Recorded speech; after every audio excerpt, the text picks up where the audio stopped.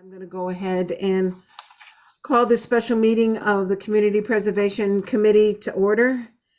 When we read the remote participation text, in accordance with Chapter 2 of the Acts of 2023, suspending certain provisions of the open meeting law, public bodies otherwise governed by the OML are temporarily relieved from the requirement that meetings be held in public places, open and physically accessible to the public, so long as measures are taken to ensure public access to the body's deliberations through adequate and alternative means. This meeting will be live on Zoom. The public may participate remotely by joining Zoom with meeting ID number of 840-0877-2826 or by calling 929-205-6099. For additional information about remote participation, please contact Carly Antonellis, Assistant Town Manager, at atm@ayer.ma.us or 978-772-8220, extension 100, prior to the meeting during business hours. All right, on the agenda, the next item is the approval of the agenda. Does anybody have any corrections or updates that they would want on this agenda? So we're not doing minutes or committee reports or? This is just going to be a special meeting. Okay. And then we'll find out whether or not we will have a meeting in April, or we'll talk about next week. Exactly, next Yeah. week. Yeah, or we want to wait until after, the town meeting. So with that, I mean, unless someone else, Nope, that's fine. okay. So can I have a motion to approve the agenda? So moved. All right. And Colleen seconds. All right, so let's go through the roll call. I've got Jess, Aye. Colleen, Aye. Beth, Yes. and Chair says aye. So it's unanimous. Okay, next is correspondence. I put this one on there because Alicia quickly asked me if the CPC would be willing to write a letter to express the support for their CDB grant program. And I told him definitely I can't see, why that wouldn't, happen. So, but I need to let you guys know. It's pretty much a form letter, just saying that we express our support for the efforts of the Department of Community and Economic Development. We voted on that at our last meeting. Did we? Okay. Okay. So So we're good.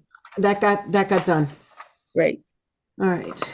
That's the only correspondence that I have. Okay, moving on, the review of the town warrant articles. Again, we had the discussion the last time with regards to article number 21, which is the disbursement. And the reason behind it was with regards to the percentage breakdown. And Beth, thank you so much. Again, I know I said it in the email and I've said it to a couple people for looking back at the old warrant article with regards to the 40B project for NOAA. The dollar amounts were not written in that warrant article. So I know that probably should have been caught. So I had a meeting with town accountant, with Carrie and with Robert, and with their research and such. What we ended up having, the 400,000 is being broken up by 10,000 being in community housing, while 390,000 would be out of the budgetary reserve. And with that I have the spreadsheet if you guys want me to share it. Hold on. So that puts our housing category back into the positive. Exactly. Yeah. And that would be reflecting the budget that would have been present at the time that vote occurred for Correct. housing. So it would be utilizing all of the housing budget and then drawing the rest from the undesignated, basically. Almost, not all of, I mean, we had a few dollars, okay, and then it got, funded again. Yep. Okay. Right? So this now would be our balance. For community housing, we have a positive $29,658. So again, lesson learned with making sure that dollar amounts are in those warrant articles instead of saying it will come from both, but have a dollar amount associated with it. So with that, we can do the 10% like we wanted to do. And that's the breakdown that is in that warrant article, Right. $96,909. And then the 5% not to exceed the 48,454. Now, just to throw something back at the group, we have the remaining sum of that 70% per se, less the administration. Instead of putting it in undesignated fund balance, I was under the impression that the undesignated is where the surcharge gets put. I found out from Carrie today that this is where the interest gets put. I'm pointing to the screen where the budget, where the categories are. The surcharge amounts get put into the budgetary reserve. And that's pretty much where the money is held. So instead of throwing it into undesignated is mostly, like I say, the interest. And because the fund earns the interest, it is an undesignated amount. And Carrie, I asked her to show up to the meeting today, just in case you've got questions with regards to this. But I think I'm describing it where, since it's the interest, it doesn't have a set category. And that's why there is an undesignated reserve amount. So any type of balance really should go into the budgetary reserve to be dispersed. So again, we've been putting it in undesignated because of my understanding that I thought that's where the undesignated is where the money first goes in and then it gets broken up. So I'm learning as I'm going along. So what I'm So- asked, go ahead. You want to change the wording in Article 21 for that amount to go to the budgetary reserve? Correct. Okay. So that is what I'm asking. So that one sentence and the remainder sum of $629,907 less the administrative 70% less administrative expenses for budget reserve balance or take any action thereon or there or in relation thereto. Do I any discussion? It kind of is the opposite of what I would have thought, Same thing here. but so what you're saying is I just want to clarify, because we've always used undesignated fund language, I think, right? In the Exactly. warrant. So we always have, but it looks as if the monies really go into the budgetary reserve and then is broken up between the other three categories. Carrie, am I speaking correctly about that?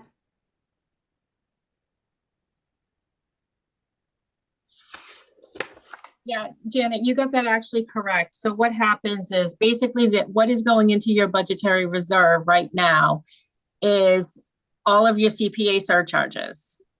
All of the 3% surcharges that and your match for the state, that is going into your budgetary reserve. The only revenue that is going into your undesignated fund right now is any interest of late fee, or tax title. Any of the interest is going in there. So basically what's happening is when we written the warrant, it basically is saying the undesignated fund. So what's happening is it's technically It's just the wording, honestly. Right. If- But that, mm. I'm sorry? No, go ahead. So basically, it is basically your 70% should be in your budgetary reserve and 10% in each of your categories. Because my understanding was that when action hadn't been taken on an amount, it was basically in that reserve, right? Everything comes to us and goes in the reserve. Interest comes to us, goes to the reserve. But once it's voted upon, that's when it's actually in undesignated then. That makes it the undesignated category. And then the other things that are voted on, whether it's historic housing, open space, then those are voted on and they're no longer in the reserve either. But interest would still come into the reserve and things like that. But once motion is made on an item, I don't think we keep it in the same bin as like interest, right? We do not. The budgetary reserve is kept, the revenue that goes into your budgetary reserve is kept separate from your undesignated. Right.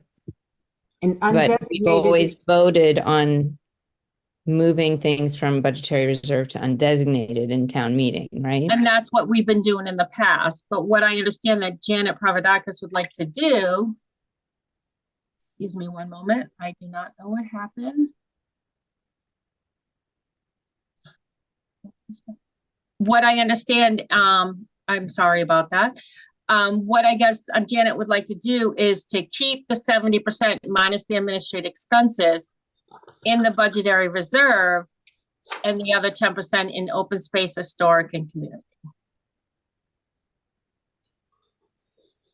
Is that correct, Janet? yeah, it is, but it doesn't have to be. I mean, I was just trying to, again, trying 'Cause to. I think we have to vote to put it in an undesignated location, right? To like, yeah, I don't know.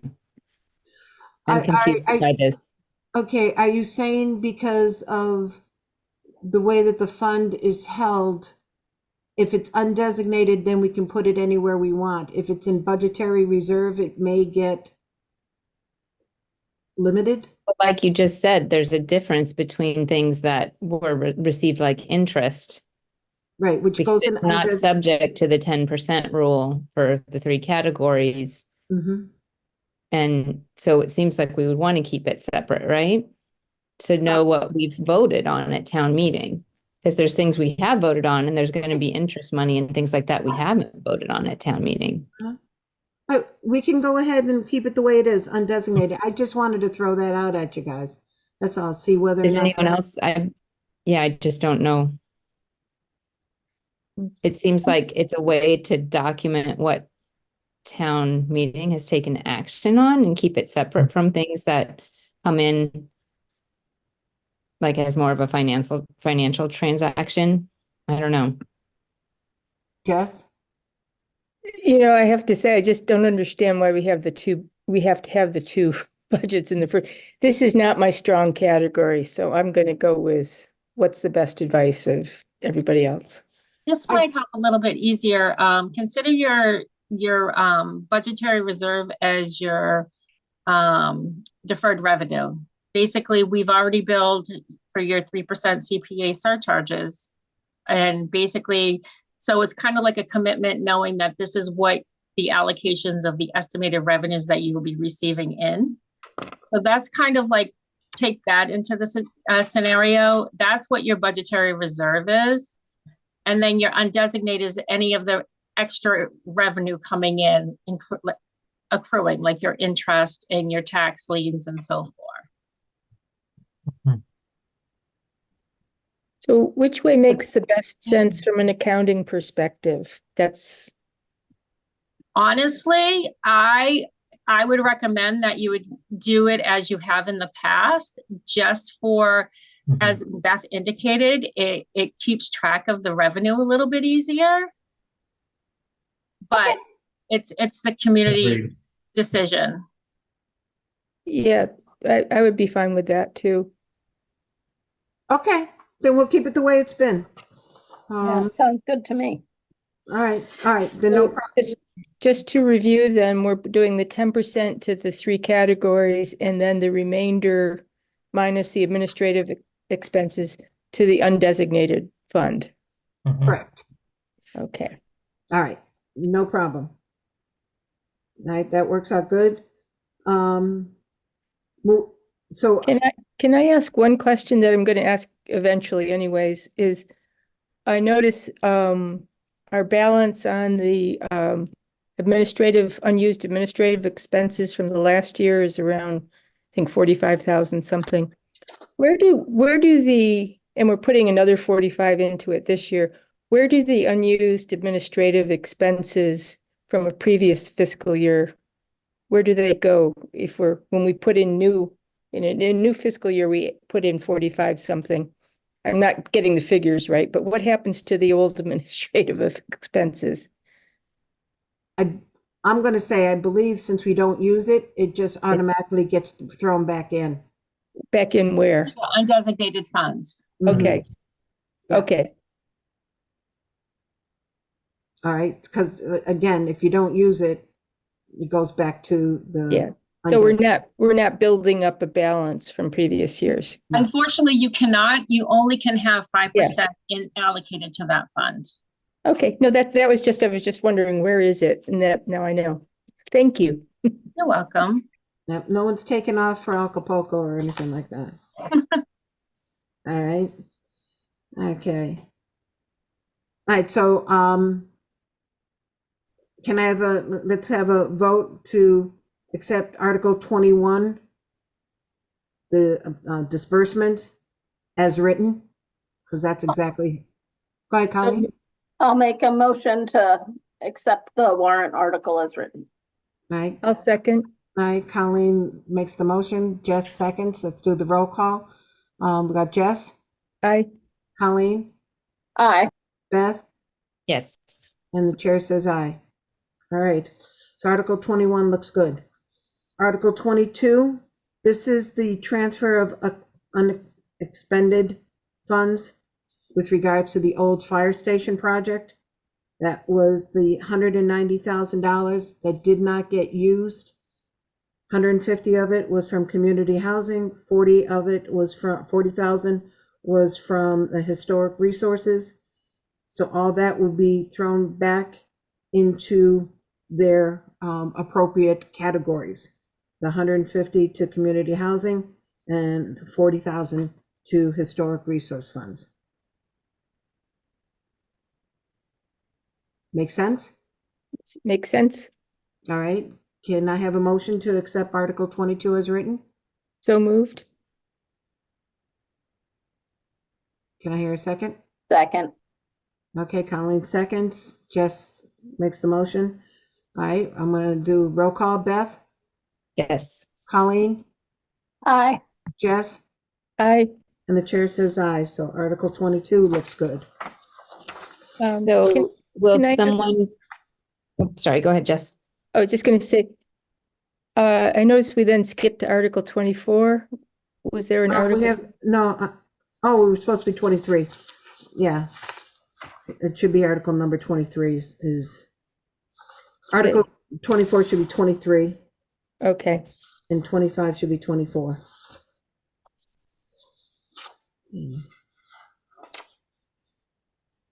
Because we did have another one in there, which we didn't need because that was the one for due diligence that we don't use. Yeah. All right, so Article 23 is for Habitat for Humanity, looking for, pardon? Sorry, I just wanted to ask a question on 22. Will someone be prepared to kind of explain that in case questions come up? Yes. Because especially with the fire station, I think people might wonder what the going on? status is and what was spent and what wasn't and those sorts of things. So just I'll a have- heads up that, we just need to understand who's going to be prepared to speak to that. I'll have that.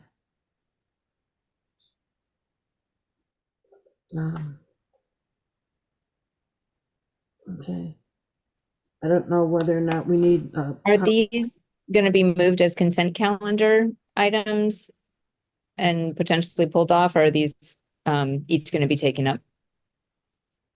They're I'm going to say Robert can answer that, but I think they're all separate. Yeah, they're not going to be, my understanding, they're not going to be by consent. Okay. Okay. Right. Right, so Article 23, Habitat for Humanity. This is the one requesting $150,000 from the community housing category. One question on the wording there, it refers to support construction of a house. Do we want to say duplex instead?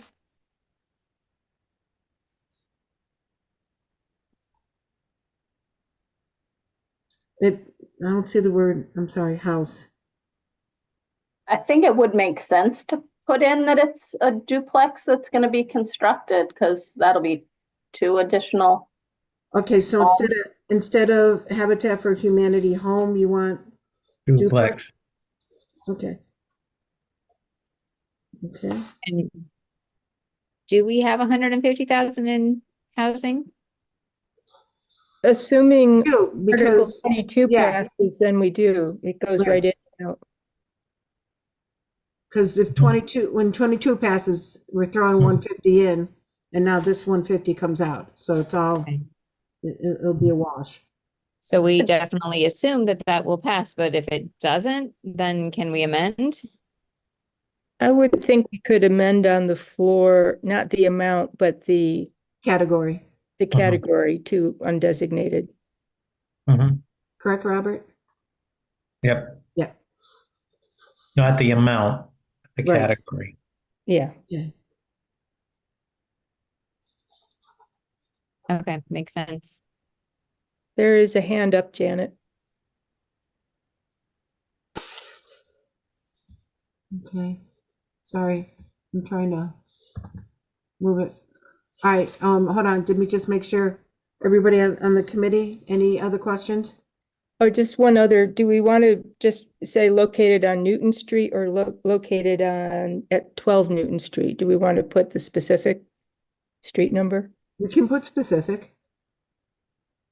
Okay. It's not And I think it required. makes sense for people to know where it's gonna be, so. Yeah, Well, I'll have the PowerPoint, I mean, again, I'll have the PowerPoint presentation so that we can show what the duplex is going to look like as well. yeah, I would just put in the number, because you know, when you go back and look at a warrant 5 years later, you know exactly, you know, Yep. not that there's going to be another Newton Street project, but Never can tell. you never know. Okay, good call. All right. Okay, that sounds good. So we'll have it amended to say the Habitat for Humanity duplex to be located at 12 Newton Street. Yep. Okay. Anything else from the committee? All right, Pauline. Thank you, Janet and Madam Chair. I would suggest, say, 2 Habitat for Humanity homes so that you don't limit them to a duplex or a townhouse or whatever, because they are still in negotiation. But if there are 2 Habitat homes, that encompasses everything. I think they do call it a duplex on their application. And they may. I don't have it in front of me, and I defer to you if that's what they say. I would rather keep it duplex because there is not any room on that lot for 2 separate houses. Agreed. Absolutely. And it is intended to be townhomes. But I don't know if it's intended to be duplex under the state of, under the Massachusetts criteria. So that's all I'm suggesting, but I'm sure Carolyn would be happy to elaborate, but that was just my thought. Thank you all. Okay, I think whatever was in the language of the application is what we should. Yeah, that's what I'm looking. Yeah, that's what I'm looking at right now.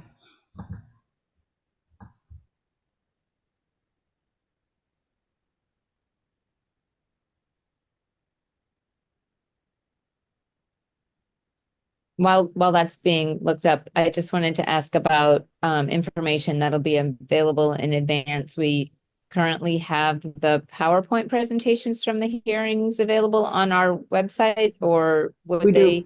And would they be listed as a link in the like online page of the warrant articles as well? That you could just like directly, thank you. I'm seeing our head shaking there, but that's great because I really think it's helpful to have as much information as possible, at the click of a mouse for, people to look at prior to the evening of town meeting. So thank you for everybody, Cindy and all who do that organization for us.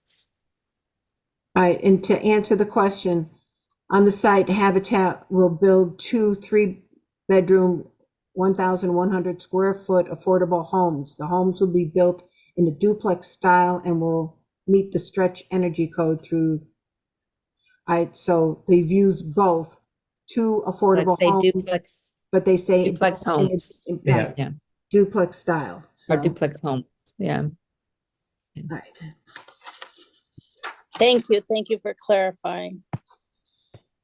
Okay, so the wording will be for the construction of a habitat for, right, it's not going to be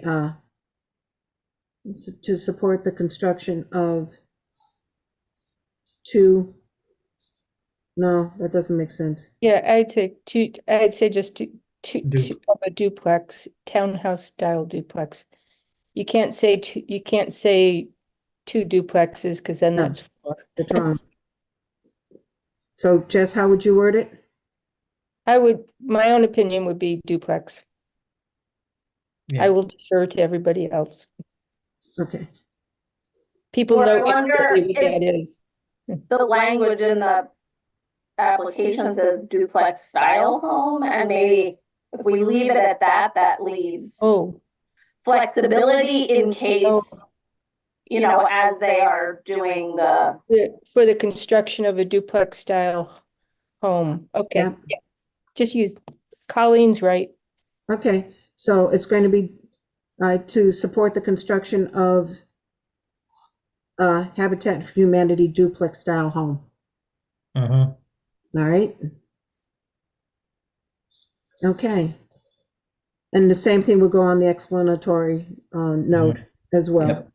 So we've got the changes to include the 12 Newton Street address, or the changes that it's be Article 23, and the construction of a Habitat for Humanity duplex style home at 12 Newton Street. Got it. Okay. Do we need to say anything about like owner occupancy or anything like that? I mean, I know the Habitat model is sort of known, but just clarifying that it's to be owned and not rented or anything like that. And maybe it's just far too much detail than we need. Yeah.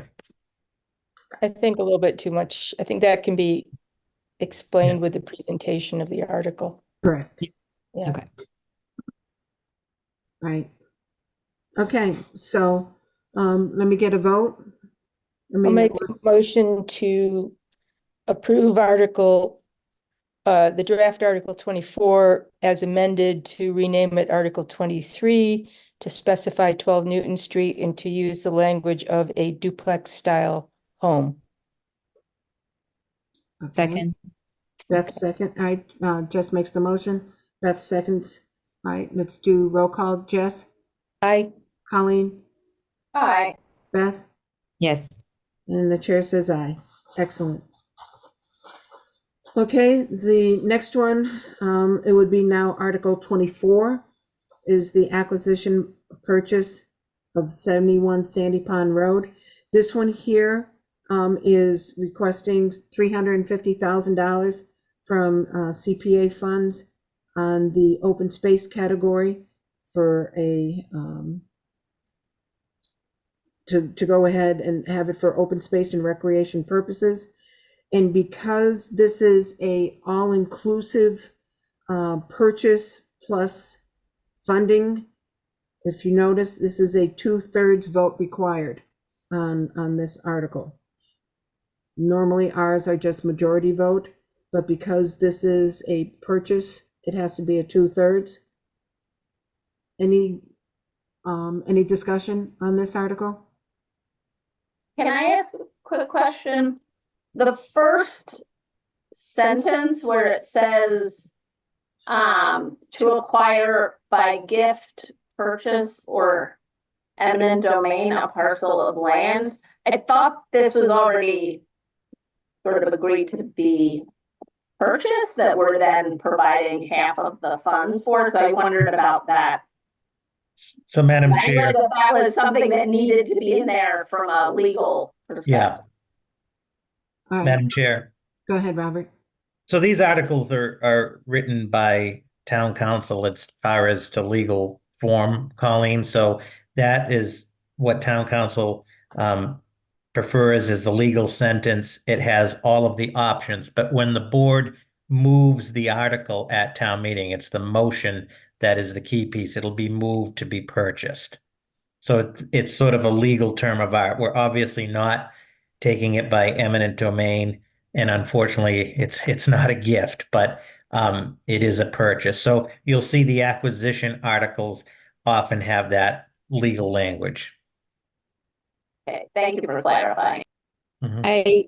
I wonder about including the UDAG and ARPA funds statement, because that almost seems like it should be more in the explanatory note, and that you keep this clean about the allocation of CPA funds and other town funds, and then certainly, to have the move Well, to to act on it, I guess that, is certainly makes sense, but It seems to me this article is doing two things. One, that are linked together, the CPC grant, and also authorizing the select board to use the UDAG and ARPA. And if they have to be linked, because if the CPC grant doesn't go through, then the other goes away. But if the CPC grant goes through, then the select board has to have the means to complete the negotiation. but there's no vote required at town meeting for ARPA and UDAG funds. So that doesn't need to be part of it. so Madam Chair, may I? Yes, go ahead, Robert. So this article, this combined article, you're correct, Jess, it does two things, and it was recommended by town council that wrote this whole article, the two pieces. And think of the warrant article as providing the voters with the maximum amount of notification on the issue. The first thing is, in the 2/3 piece is specific to the acquisition of the land. So the first part of the article, as you all know, authorizes the town to proceed with the purchase and sale. And then the second function of the article is it authorizes, subject to town meeting, the community preservation fund, 350,000 from open space. Of course, the question, we know the land is 700,000. Town council felt that the article should indicate where the other piece of the funding would be coming from, the opera and the UDAG. There's going to be a whole presentation on this. Neither the opera funds or the UDAG funds require town meeting approval. In fact, the select board already voted on March 19th to authorize to use the maximum amount of remaining ARPA, and then whatever the balance is to use for UDAG. And now, respectfully, the CPC doesn't have to get, concerned with that piece. The piece is whether or not the authorization for the 350,000 from CPC passes town meeting. Because the other way to do it would be to have a separate article for the authorization, and then another article for the CPC portion of the funding. Town council felt that there was an opportunity to combine everything into one article with the appropriate presentation at town meeting. And you'll have that, Robert, correct? Oh yeah, in fact, there's going to be a whole, to Beth's point, after April 2nd, when the warrant's approved, there'll be, as she mentioned, everything organized on a town meeting, webpage and linked. Dan Van Schell came up with an idea that we're going to have a whole page with all of the documents for this, for all the information for this, and there will be a presentation at town meeting. All right. This is just an aside, but I had a thought the other day that if this passes, which personally I hope it does, I was wondering if it was feasible to consider moving the basketball court across the street and using some of that area to create canoe and kayak access to Sandy Pond. That occurred to me, so I just thought I'd throw that into the potential uses. Talk to Dan. Yeah. I like that idea. Yeah. All right. See, that's Be a why, bigger, yeah, that's why you're on this committee, Jess. All right. Well, we still have to first buy it first, so. right. Okay. Any other discussion? There being none, can I have a vote to go ahead and have this article, which is now Article 24? So I'll make a motion to approve draft Article 25 with the amendment to change it to Article 24 and otherwise as written. Right. Second. Jess makes the motion, Colleen seconds. Let's do roll call. Beth, Yes. Colleen, Aye. Jess, Aye. and the chair says aye. Excellent. Okay. That is, got that all cleaned up. Any other, I think that's it. Robert, looks like those warrant articles, I'll get those corrections to you so that you can have that. Yep. All right, and thank you with help with the town council. Carrie, thank you as well with that help on that cleaning out that one $400,000, getting that all squared away. So I appreciate, the assistance. Next on the agenda, I'm moving on, is public participation. Anything, comments, questions, concerns from the public? All right, hearing crickets, I think I'm going to move on. And I'm just about 13 minutes shy of my 7:30 adjournment. Can I hear a motion to adjourn? Oh, wait a minute, before we do that. I'm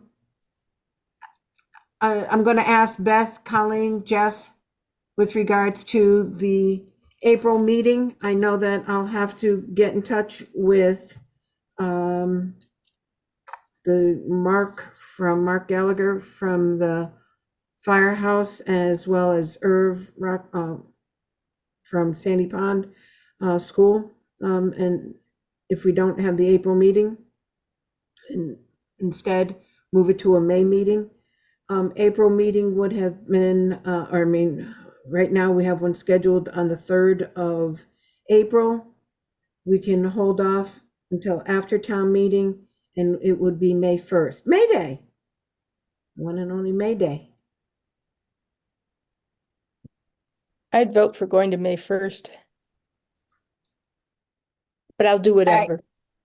I would also, if you don't think there's anything pressing, I know the presentation, if you think it's okay to push those conversations till May, I think that probably makes sense. Because I know Irv wants to invite us to the May open house over at Sandy Pond. And I know Mark is looking to see what type of funding may be available for the firehouse. Because I told him that everything's going back to that's categories, and he'll have to go ahead and apply separately. So he wants to go ahead and speak with CPC. So with that, it's not going to be anything until fall town meeting. So, so there's nothing pressing. Do you have the actual date of the schoolhouse? No, Okay. not at the top of my head. I don't.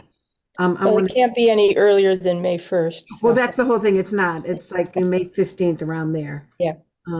So, And Okay, it seems like, if we get these warrant articles taken care of, then we can start to think about the next batch of funding. So right. I think it's good to wait until May 1st. And then I think also too at the May one, I can have the grant agreements done up as well for these 2 articles. Yeah, I can have the grant agreements done. Beth, your comments? May? No, I have a comment. It's, the open house for Sandy Pond Schoolhouse is on May 18th. All right, that's why we got you, Cindy. Hey, I can Google. Okay. Oh, you know what? Yeah, I do. Gee whiz, if I open up my calendar, I would see Sandy Pond School Open House, 18th. Do you know what time? Hold on. No, I wrote down all day. Probably a daytime thing. Yeah, it doesn't say. Yeah. For Did- more info. Graduation I day. think so we I all won't be got, there. we all got the invitation, didn't we? Did we? Yeah, I think so. 10 a.m. to 3 p.m. 10 Okay. to 3? And Like I say, that's the reason why we have you, even on a retirement basis. All right. So I think we should be fine. I'll go ahead and, so, Beth, no concern about not having the April meeting? Make it to Nope. May? Okay. It's All all right, right. so, right now we'll go ahead and, I'll send out the email to everybody that we will not have the April meeting and we'll move everything to May. Excellent. Great. Okay, all right, that's about all that I have. There's nothing else? I'll Make- make a motion to adjourn. All right, Jess makes the motion Second. and Colleen seconds. All in favor? I don't think we have to do Aye. that, but does aye? All right, thank you. Thank you so much for everything and thank you everybody else for your help.